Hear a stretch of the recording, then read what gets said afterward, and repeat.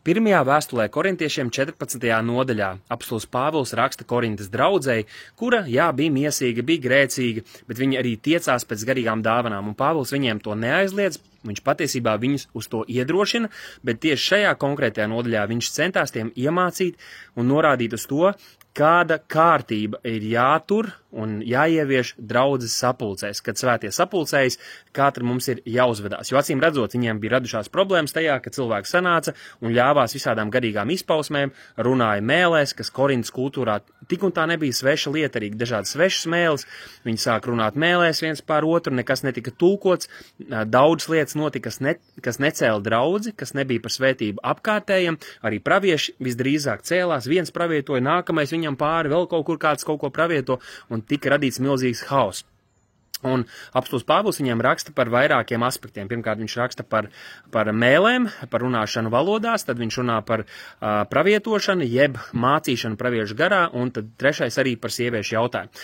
Un viņš iedod viņiem 3 principus, un tos grib tagad īsti jums atgādināt. Un pirmkārt, viņš viņiem saka, ka visam, kas notiek draudzes sapulcēs, būtu jānotiek tā, lai sanākušie tiktu celti un draudzes tiktu stiprināti. Tātad, kad mēs kaut ko daram dievkalpojumos, kad visi svētie sapulcējās, mums jādara lietas, kas pagodinās Dievu, bet tāpat, kas nes svētību draudzei. Tās ir tās, un tas ir tas veids, kā mums ir jālieto gara dāvanas, lai draudz tiktu celt un stiprināt viss, kas ir sanākuši. Un viņš tur runā par konkrētām specifiskām lietām. Tad otrais princips ir tas, ka Dievs nav nekārtības, bet miera Dievs. Tātad Dievs nav tas, kurš vēlas vai kurš veido milzīgu haosu, haju, tur pilnīgi apjukumu sapulcēs. Lai gan ir arī kādas konfesijas un ir cilvēki, kuriem tas patīk un kuriem šķiet, tagad Dievs darbība ir sākusies. Bet Pāvils saka, nē. Tad, kad Dievs darbojas, tā nav zīme, ka Dievs darbojas. Patiesībā tieši tad, kad lietas notiek kārtīgi, tas neierobežo Dievu darbu. Tas patiesībā tieši parāda, ka tas ir Dievs, tas svētais gars, kas darbojas pie cilvēku sirdīm.